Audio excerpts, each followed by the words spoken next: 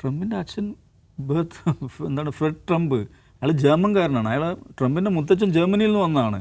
ട്രംപിൻ്റെ അമ്മ സ്കോട്ടിഷാണ്. ട്രംപിൻ്റെ ഒന്നാമത്തെ പേര് ഇവാന, ചെക്ക് റിപ്പബ്ലിക്കിൽ നിന്ന് വന്ന ആളാണ്. ഇപ്പോഴത്തെ പേര് മെലാനിയ, അവർ സ്ലൊവേനിയയിൽ നിന്ന് വന്ന ആളാണ്. 2006 അവർക്ക് അമേരിക്കൻ സിറ്റിസൺഷിപ്പ് കിട്ടുന്നത്. ഇങ്ങനെ ഒരു മനുഷ്യനാണ്. അച്ഛനും അമ്മയും ഭാര്യമാരും പുറത്തു നിന്ന് വന്ന നാച്ചുറൽ സിറ്റിസൺഷിപ്പും ബർത്ത് റൈറ്റ് സിറ്റിസൺഷിപ്പും നേടിയ ആളുകളാണ് അയാളുടെ കുടുംബത്തിലുള്ളതെല്ലാം. അങ്ങനെ ഒരാൾ ഇന്ത്യക്കാർ വന്നിട്ട് ഇവിടെ പ്രസവിച്ചിട്ട് സിറ്റിസൺഷിപ്പ് എടുക്കുന്നു എന്നതിൻ്റെ പേരിൽ ഇത്രയും മോശമായ വാക്ക് ഉപയോഗിക്കുമ്പോൾ എന്താണ് ഇതിൻ്റെ അടിസ്ഥാനം?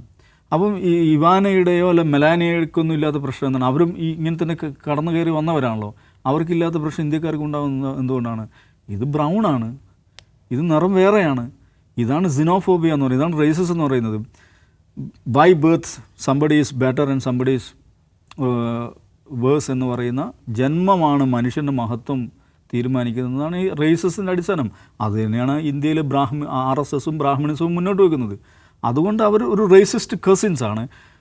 പക്ഷേ അതേസമയം ഇന്ത്യക്കാരെയും അംഗീകരിക്കാൻ പറ്റാത്ത അതിനേക്കാൾ വില കൂടിയ റേസാണ് ഞങ്ങളെന്ന് വിചാരിക്കുന്ന ആളാണ് ട്രംപ്. അപ്പോൾ ഒരു റേസിസം കൊണ്ടും മറ്റൊരു റേസിസത്തെ ഇല്ലാതാക്കാൻ പറ്റില്ല. റേസിസം അടിസ്ഥാനപരമായി എപ്പോഴും അപരനെ സൃഷ്ടിക്കുന്ന, അപരനിൽ ശത്രുവെ കാണുന്ന ഒരു വൃത്തികെട്ട മനുഷ്യവിരുദ്ധമായൊരു പ്രോജക്റ്റാണ്. അതിനുവേണ്ടി ആ ഒരു റേസിസ്റ്റ് കാഴ്ചപ്പാട് നിന്നുകൊണ്ട് ട്രംപിനെ പിന്തുണച്ച ആളുകൾ അവരെന്താണ് അവരനുഭവിച്ചു കൊണ്ടിരിക്കുകയാണ്. ഇത്ര ലോകത്തെ ഏറ്റവും ജനസംഖ്യയുള്ളൊരു രാജ്യത്തെ ഇങ്ങനെ അമേരിക്കൻ പ്രസിഡന്റ് അപമാനിക്കുമ്പോൾ ഒന്ന് മറുത്തൊരു വാക്ക് പറയാൻ ധൈര്യമില്ലാത്ത ഒരു 56 ഇഞ്ചുകാരൻ്റെ നാട്ടിൽ നമ്മൾ ജീവിക്കുന്നു. അതാണ് നമ്മുടെ ഗതികേട്.